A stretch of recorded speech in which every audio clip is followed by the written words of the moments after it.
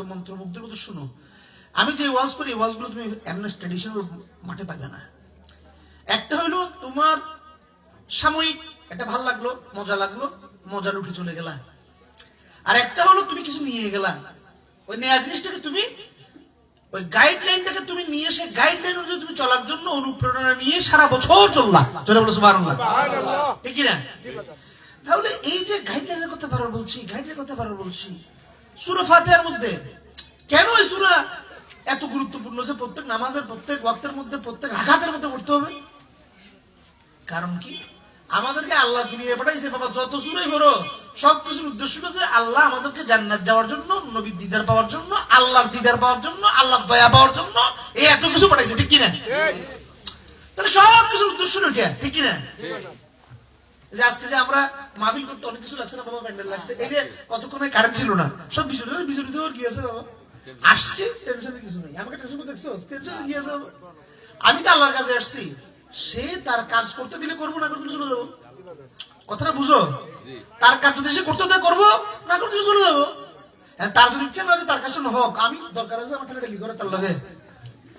এই ইমান আকীদা গুলো তোমাদেরকে বুঝতে হবে। পীর মুর্শিদের দরবারে কি শিখায় আর বই কি শিখায়, দুটোর মধ্যে পার্থক্য আছে। বই ভুল না, কোরআন ভুল না, হাদিস ভুল না, সব ঠিক, কিন্তু কোরআন হাদিসে আল্লাহ কি বুঝতে চাইছে সে তোমার বুঝতে হবে, আমার বুঝতে হবে। আল্লাহ কি বুঝতে চাইছে সেটা না বুঝলে আমি সারাদিন কোরআন পাঠ করলে কোনো লাভ হবে না। ওই কোরআন পাঠ আর ত্রিপিটক পাঠের মধ্যে কোনো পার্থক্য নেই। কারণ ওই কোরআন আমার মুখের মধ্যে থাকে, জবানের মধ্যে থাকে, কিন্তু কোরআন আমার ভিতরে প্রবেশ করে না, ঠিক কি না? যে কোরআন আমার ভিতরে প্রবেশ করবে এবং আমার ভিতরে প্রবেশ করে আমার মধ্যে একটা প্রেরণার, ইচ্ছার একটা এরাদাত মুরিদ করতে হয়, এরাদাতের ইচ্ছা পোষণ করবে, তখন আমার সত্যিকার সহি হাদিয়াতে হেদায়েত হবে। জোরে বলো সুবহানাল্লাহ। কথা কি বুঝতে পারছি? তাহলে এখানে আমাদের এখন বর্তমান যুগের মধ্যে, আগের যুগের মধ্যে ওলি আল্লাহরা, আমি ট্র্যাডিশনাল কতগুলো পীরগিরি পছন্দ করি না। আমার ছেলে পীর হইতে হবে কোনো কথা নেই, আমার কথাগুলো বুঝো। পীরটা হলো একটা যোগ্যতা, তার মধ্যে একটা যোগ্যতা, আরেকটা হলো যে তার মধ্যে দয়ার নজর থাকতে হবে। ওই যে একটা আমার ছেলে বাচ্চা বললো না, দেখ আল্লাহর ওলি সত্যিকার আওলাদ রাসূলের নেক নজরে না পড়স, বদ নজরে কোনো সময় করিস না, পড়লে দুনিয়া আখিরাত বড় হয়ে যাবে। কথা বুঝছো না বুঝো নাই? এটার অজস্র উদাহরণ আছে। তাহলে এই যে আমি শুধু আতা করলে হবে না, আতা মানে কি আমি অর্জন করলাম, আর একটা হলো আল্লাহ হাযা মিন ফাদল রাব্বি ইউতি মান ইয়াশা, আল্লাহ যাকে ইচ্ছে যতটুকু দান করেন আল্লাহর হুকুম। যেটা বলে সুবহানাল্লাহ। আচ্ছা মুহাম্মদ রাসূলুল্লাহ উনি কি মানে ইবাদত করে করে মুহাম্মদ হইছে? ইবাদত করে মুহাম্মদ হওয়া যায় না। কনসেপ্টগুলো বুঝতে হবে। আমাদের অনেকের কনসেপ্টের মধ্যে দোষ আছে, এই যে ইমানে দোষ নাই বাবা। কেউ কি চায় আরো ভালো করে বলে? আমরা সবাই আম্মা মানুষ, আমরা যাই যারা জাননেওয়ালা তাদের কাছ থেকে জানার জন্য। একজন ইমাম সাহেব উনি কি জন্য তাকে সম্মান করতেছে? উনি কোরআন জানে, হাদিস জানে। কি জানে? আমাকে কেন সম্মান করতেছিস? আমি ওলাদ রাসূল এবং আমি আমার ওয়াজ করতে দিছিস কেন? কত ওলাদ রাসূল আছে ওয়াজ করতে পারে না, আছে না? সবাই কি ওয়াজ করে? আমার বংশ সবাই ওয়াজ করে, কোনো কথা আছে?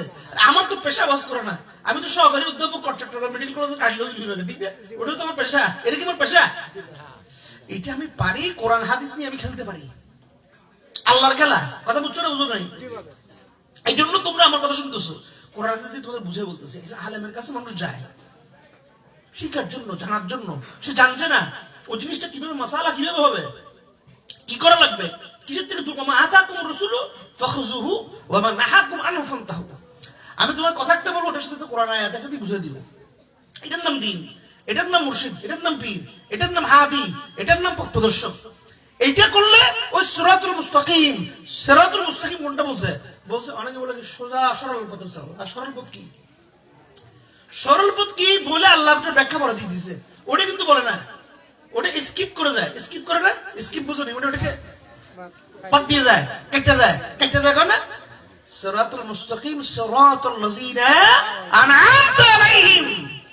দেখো পূর্ববর্তী থেকে বাদ দিয়ে কিচ্ছু নেই, আগের জনদেরকে বাদ দিয়ে আল্লাহ শিখায় না যেটা। আরে তোর বাপ বাদ দিয়ে তুই এসেছিস দুনিয়া, তোর বাপ বাদ দিয়ে তুমি যাও না, ঠিক না? ঠিক না বাবা? তো এটা কি ভালো না খারাপ? তো এই বাপ বাদ দিয়ে দুনিয়া বিভাবে যেরকম যাও না, আর তুমি যদি পূর্ববর্তীদেরকে বাদ দাও তাহলে তুমি তরিকতের যাও না, শরীয়তের যাও না, ঠিক কি না? আল্লাহ কি বলছেন? আল্লাহ কি বলছেন? যে সূরাতুল লাযিনা আনআমতা আলাইহিম, তোমাদের আমাদের আগে এসে যারা তোমার দয়া পাইছে আমাদেরকে তাদের পথে পরিচয় দাও। ওইটা সরল সত্য পথ। ওইটা কি পথ? সরল সত্য পথ। নাকশিদা কোনো পথ নাই। আর এখান থেকে নাকশিদা যদি গেলে কি মাসিঙ্গে যেতে পারবি, যাইয়া খালের মধ্যে করবি। আমি যদি নাকশিদা যাই কোথায় যাবো? নাকশিদা পথ বলে কিছু আছে? কত একটা দিক নির্দেশনা আছে তো। আর নাকশিদা পথ থাকলে তো কোরআন লাগতো না। কোথায় নাকশিদা যা আল্লাহ বলো, ঠিক না? কোরআন কি আর হাদিস কি দরকার আছে? কথাগুলো বুঝেন। নাকশিদা সরল সত্য পথ কিছু নাই। ওই সরল সত্য পথ হলো যেটা গাইডেড লাইন, যেটা আল্লাহ রসুলের দয়াপ্রাপ্ত, ওনাদের নিসবত প্রাপ্ত, ওনার যে গাইনটাকে অ্যাপ্রুভ করেছেন সেই জিনিসটাকে বলে সরল সত্য পথ। জোরে বলো সুবহানাল্লাহ। কেন সরল বলছে? এই দেখো, সরল সরল আর গরলের পার্থক্য কি বুঝো কথাগুলা। কথার মধ্যে ফের আছে, ওখানের মধ্যে মুক্তি আছে, আবার ওখানের মধ্যে ভ্রান্তি আছে। না বুঝলে আর বুঝলে মুক্তি আছে। কি বুঝো সরল? গ্রাম বাংলার মানুষ সাধারণত কি সরল না গরল? আর শহরের মানুষ গরল। ব্যাংক ডাকাতি করে কারা? শিক্ষিত মানুষ না অশিক্ষিত মানুষ? অনেক শিক্ষিত মানুষ জানে না সে ব্যাংক ডাকাতি করে আরেকজনের টাকা জানে কি জানে না? কত হয় না? আরে সে কি জানে না ব্যাংক ডাকাতি আরেকজনের টাকা? তার বাপের দিনের ব্যাংক দিয়ে ব্যাংকে তো মানুষের টাকা, সে ডাকাতি করে, জেনেই করে, ঠিক কিনা? একটা ব্যাংক ডাকাত, টাকার ডাকাত, একটা ইমান ডাকাতি। কোরআন হাদিস আমার আল্লাহ দিয়েছে জানতে।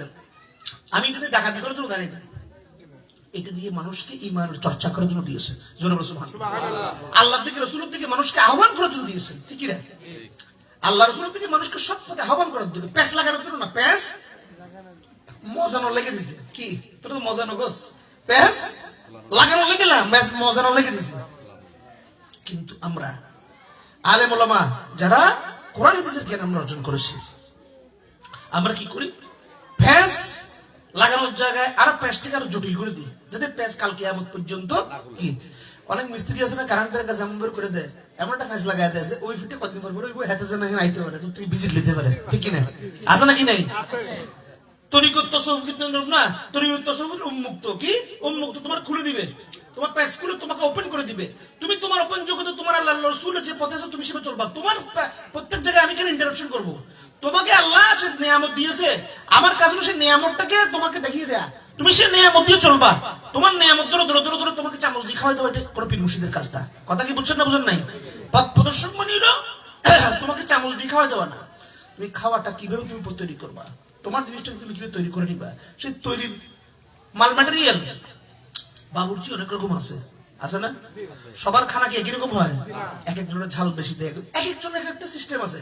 একজন একটু রান্না করার আগে একটু কষায় রান্না, তার একটা টেকনিক আছে, হিকমত আছে। কি আছে? কি আছে? হিকমত আছে, ঠিক না? রব্বানা ওয়া বা'আস ফীহিম রাসূলাম মিনহুম ইয়াতলু আলাইহিম আয়াতিকা ওয়া ইউআল্লিমুহুমুল কিতাব ওয়াল হিকমা ইন্নাকা আনতাল আজিজুল হাকীম। আমার আল্লাহ বলেন যে আমি তোমাদের জন্য এমন একজন নবী প্রেরণ করেছি যে নবী কি করবে? তোমাদেরকে কোরআনের আয়াত শিখাবে, ইউআল্লিমুহুমুল কিতাব, কোরআনের জ্ঞান শিখাবেন, ওয়াল হিকমা, এবং জ্ঞানের বিশেষ জ্ঞান শিখাবেন। কথা বুঝছেন না বুঝো নাই? তাহলে হিকমত এটা কিন্তু দরকার আছে নাকি দরকার নাই? হিকমত কৌশলে সবকিছু আল্লাহ রাব্বুল আলামিন দিয়ে মানবকে ইন্নী জাইলুন ফিল আরদি খলিফাতান করে পাঠিয়েছে। জোরে বলো সুবহানাল্লাহ। এখন সমস্যা কি জানো? অনেক সময় আমার মধ্যে কি আছে আমি জানি না। যেমন আরো সহজে বলি, মানিকগঞ্জ গ্যাস ফিল্টার আছে না? গ্যাস ফিল্টার আছে কই? আছে মেইন রোডে। গ্যাসের ফিল্টার কি মানে গ্যাস পাওয়া যায়? ফিল্ড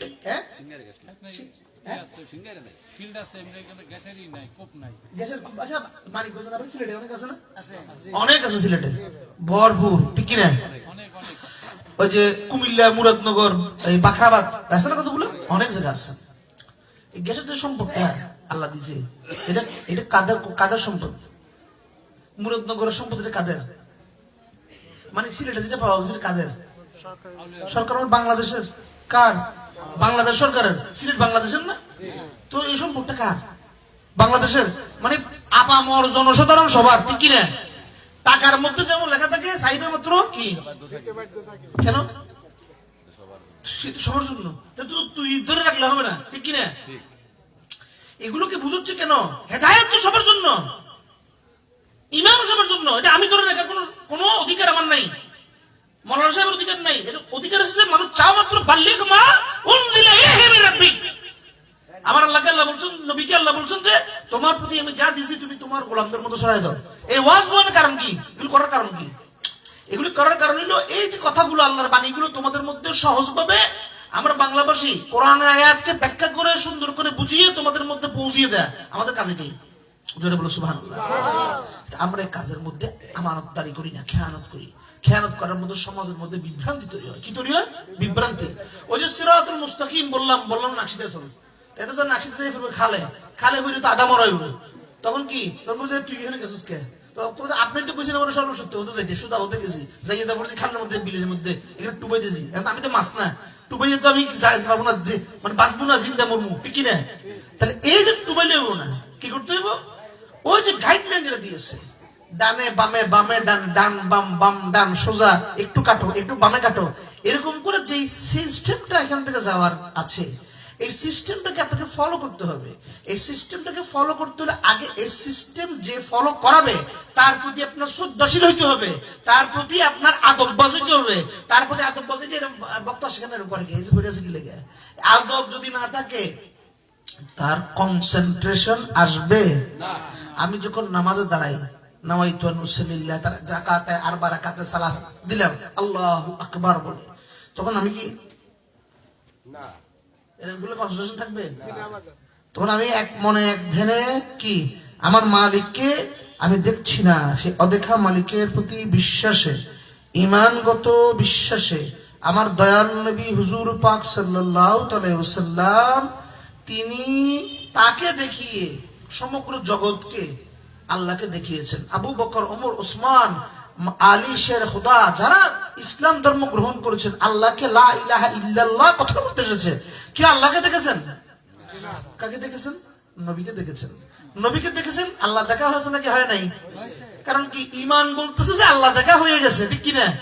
আল্লাহ দেখা হয়েছে না? লা ইলাহা ইল্লাল্লাহ বললা কেমনে? আল্লাহ একটা, না দেখলা, কিন্তু দেখলা না, না দেখে বললো যে আল্লাহ একটা। কাকে দেখলা? নবীকে দেখলা। তাহলে নবীকে দেখলে আল্লাহকে দেখা হইলো কি হইলো না? এটা শুধু আমার মুখের কথা না, আল্লাহ পাক কি বললেন? মান রাআনি ফাকাদ রাআল হক। আমার নবী বলছেন তোমরা যারা আমাকে দেখছো আল্লাহকে দেখছো। সুবহানাল্লাহ। তাহলে নবীজি হলেন আল্লাহ দেখা। যেমন আমরা আয়নার মধ্যে কি দেখি? আরেকজনকে দেখি না, নিজেকে দেখি। তো নিজেকে দেখার জায়গা কি? আয়না। দুনিয়া আয়না। আর আল্লাহকে দেখার আয়না হইলো কি? নবী আহলুল্লাহ।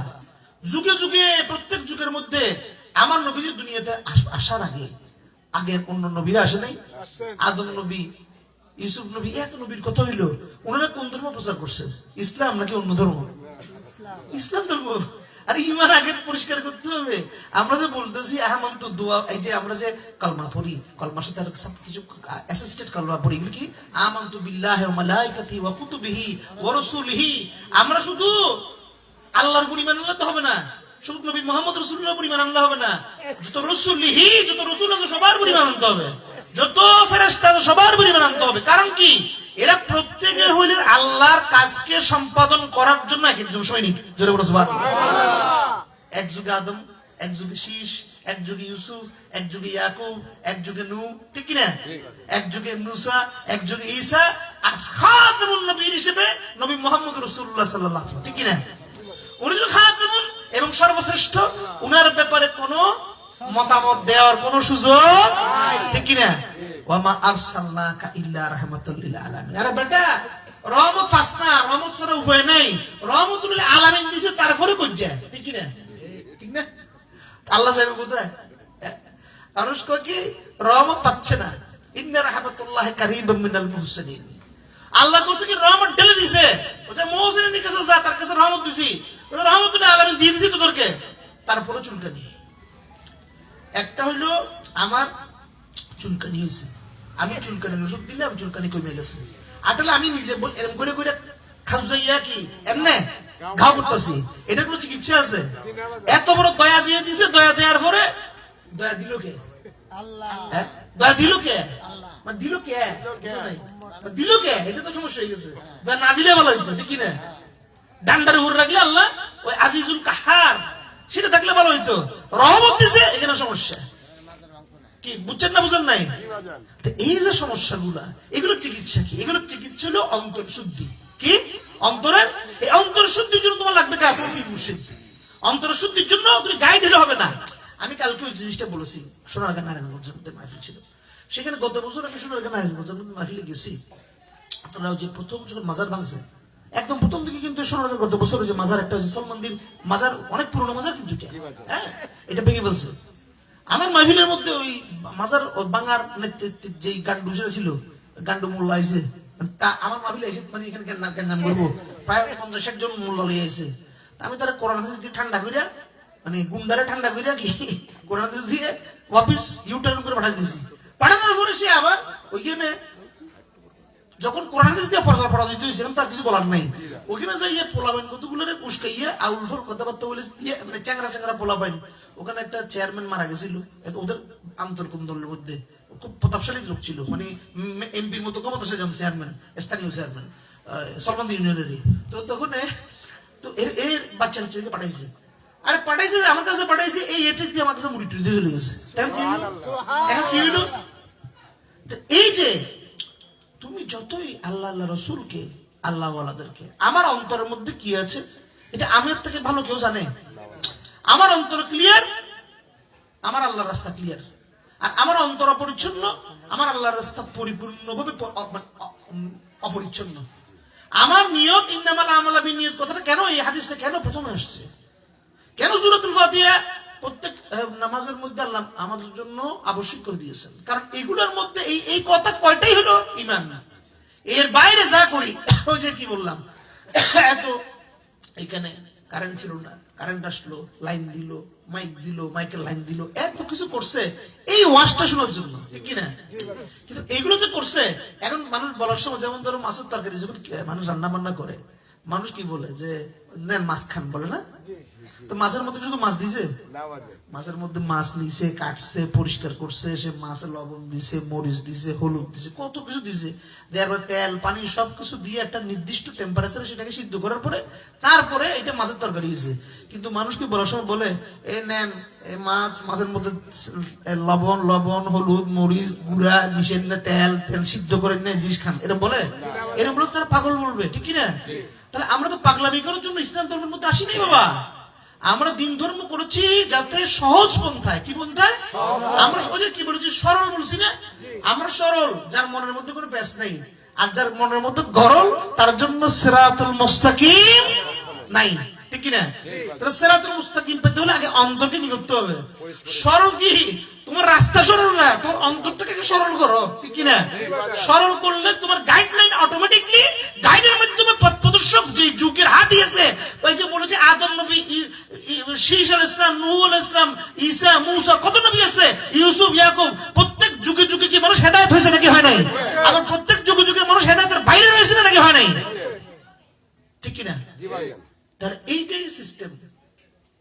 এই সিস্টেমে ধরার জন্যই আমরা, এই হিকমতের জন্যই আমরা মাইজ ভান্ডারির কাছে যাই, আমরা হজের মধ্যে যাই। আমি কালকে যে বলেছি, দেখো হজের মধ্যে যাই যে এখানে আল্লাহ তো সবখানে আছে, তো মক্কা শরীফ মদিনা শরীফে আল্লাহ মানে মডেল কি আল্লাহ আলাদা পাওয়া যায়? মডেল আলাদা আছে নাকি? হ্যাঁ, আল্লাহ তো সবখানে আছে, ঠিক কিনা?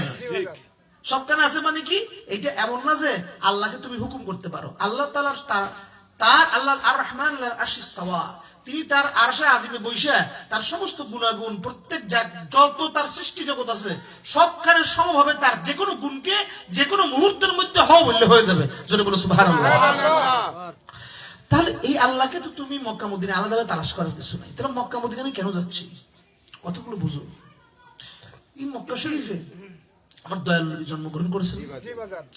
উনি ছোটবেলা থেকে এখানে ব্রট আপ হয়েছে না, হাঁটছে না, এখানে ওনার পায়ের কদম মোবারক পড়ছে না, নাকি পড়ে নাই? আবার এই কদম মোবারক দিয়ে উনি হিজরত করে কোথায় গেছেন? মদিনা শরীফে গিয়েছেন। এই মদিনা শরীফে যাইয়া উনি আরাম ফরমাচ্ছেন। দেখেন মক্কা আর মদিনা এই দুইটার যেই মর্তবা অন্য কোন নগরীর এই মর্তবা আছে? কারণ কি একটা ওনার বেলাগতের স্থান, আর একটা বেসালের জায়গা, ঠিক কিনা?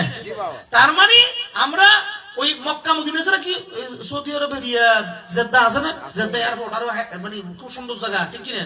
তাহলে বেটা এইটার থেকে মদিনা মক্কার দাম কেন বেশি? দাম বেশি কারণ দাম যেটার দ্বারা বেশি হবে সেইটা ওখানে আসছে দুনিয়ায়, তিনি ওখানের মধ্যে শুয়ে আছে। জোরে বলো সুবহানাল্লাহ। তার দয়া নিসবত নেয়ার জন্য তার সংস্পর্শ সোহবত নেওয়ার জন্য আমরা মক্কা মদিনায় যাই। মাইজবান্ডারদের মুসলমান কেন যাই? ওই যে কতক্ষণ আগে বললাম যে তোমার ছেলে, তোমার পুত্র, তোমার ওয়ারিস, তোমার বংশ না, তোমার অংশ না? তবে তার নবী মুহাম্মদ রাসূলুল্লাহর আওলাদ রাসূল, নবীর বংশ অংশ নাকি না? কি তার বংশ এবং তার অংশ না? তাহলে ওইখানে যে নবীর কি খুশবু নেওয়ার জন্য যাও, ওখানে আমরা যে নবীর সোহবত নেওয়ার জন্য যাই, এইখানে সে আওলাদ রাসূলদেরকে আল্লাহ পাক আমাদের হেদায়েতের জন্য এনে ওনারা এখানের মধ্যে ব্রট আপ হয়েছিল নাকি, এখানের মধ্যে আরাম ফরমাচ্ছেন, তাদের সেই সোহবত নেওয়ার জন্য আমরা মাইজবান্ডার দরবারে যাই। যারা বলে সুবহানাল্লাহ, বুঝতে পারছেন সহজে? এইগুলো আমাদেরকে সহজভাবে বুঝতে হবে, কঠিনভাবে বুঝার দরকার নেই। আর আমাদের সমাজের প্রত্যেকটা জিনিস পরাকাষ্ঠা যেরকম, এই প্রোগ্রামটা করতে একটা ছোট স্টেজ লাগিয়েছে, এটা প্যান্ডেল করেছে, লাইটের ব্যবস্থা, এই যে সম্বলিত জিনিস, লাইটটা ছিল না, স্টেজ করা শেষ, কিন্তু মাহফিলটা হয় নাই কেন? কারণ কারেন্ট নাই, কথাগুলো অসম্পূর্ণ। এটা কি সম্পূর্ণ না অসম্পূর্ণ? আমরা মাইজবান্ডার গিয়েছি সম্পূর্ণের জন্য না অসম্পূর্ণের জন্য? সম্পূর্ণ হওয়ার জন্য। যার যত অসম্পূর্ণতা আছে সমস্ত অসম্পূর্ণতাকে পরিপূর্ণ করে মুর্শিদের ছোঁয়া পেয়ে আমরা যেন নিজেকে সম্পূর্ণ করে আল্লাহর দরবারে নিজেকে একটা দয়ার কাঙ্গাল হিসেবে যেতে পারি, সেই জন্য। ঠিক কিনা? যারা বলো সুবহানাল্লাহ। তাহলে আমরা যদি সেই দয়ার কাঙ্গাল হইয়া যাইতে চাই, যে সালাতের মধ্যে ওই যে হুজুরটা সালাতের নামাজের কথা বলছে, আমরা নামাজ বলি, কারণ কি? এটা কোন ভাষা? নামাজটা ফার্সি ভাষা, সালাতটা আরবি ভাষা। আমাদের বাংলাদেশের মানুষ তো আরবি কম বুঝে, ঠিক কিনা? এই জন্য ওই নামাজটা প্রচলিত আমাদের এখানে ছিল। পীর এটা ফার্সি ভাষা, মুর্শিদ হলো হাদি, এটা হলো আরবি ভাষা। কথা বুঝছেন না বুঝেন নেই?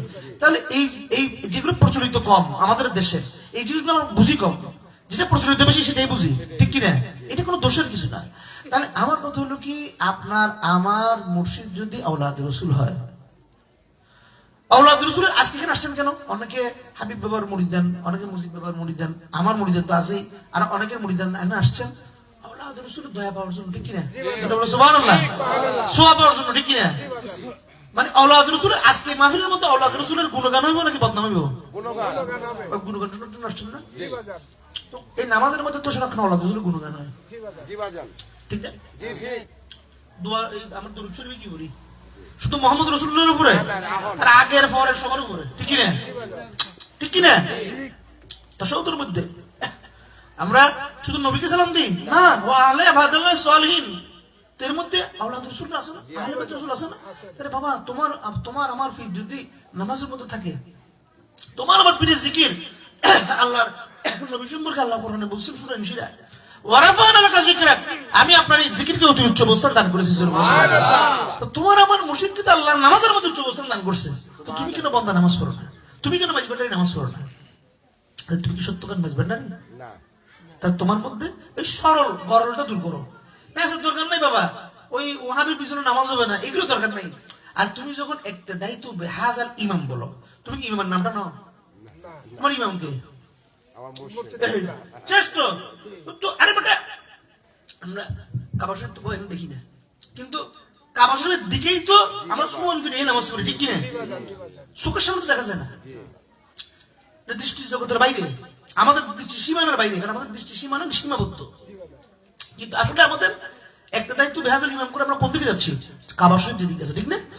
কাবা শরীফ চোখের সামনে নাই, তোমার মুর্শিদও তোমার চোখের সামনে নাই, কিন্তু তুমি বলছো কি একটা দায়িত্ব বেহাজাল ইমাম, তোমার ইমাম তোমার শাইখুত তরিকত, তোমার ইমাম তোমার ইমামুত তরিকত। তাহলে এই সমস্ত বেজাল কইরা কি করবা? আমরা অনেক সময় দেখা যায় মসজিদ কমিটির মধ্যে সভাপতি ছিল আমাদের মাইজবান্ডারি ভক্ত, যার ভক্তই হোক, কয়দিন পরে সে ওই হইছে শুনছে ওয়াহাবি ইমাম আসছে, একটা ওয়াহাবি ইমামের পিছনে নামাজ হইতো না, সে আমার নামাজ মসজিদে ছাড়িয়ে দিয়েছে ঘরে ঘরে। এরকম করতে করতে, যেমন ধরো তোমার ঘরের মধ্যে যদি কোনো চোর ডাকাত আসে, তুমি কি করবা? দাওয়াত দিবা, আসেন বিসমিল্লাহির রহমানির রহিম, আপনি আমার ঘর থেকে এখানে আছে, এখান থেকে চুরি করেন, এখানে এটা আছে, এখানে এটা আছে, ইনফরমেশন দিয়ে সব চুরি করেন, এটা বলবা? নাকি তুমি তোমার যে হেফাজত করবা? কোনটা? আরে বেটা, ইমাম চোর আসছে তোমার মসজিদ দখল করার লেগে, তুমি তো আর বেশি করে নামাজ পড়বে, তার গুতাইয়া এখান থেকে দেখি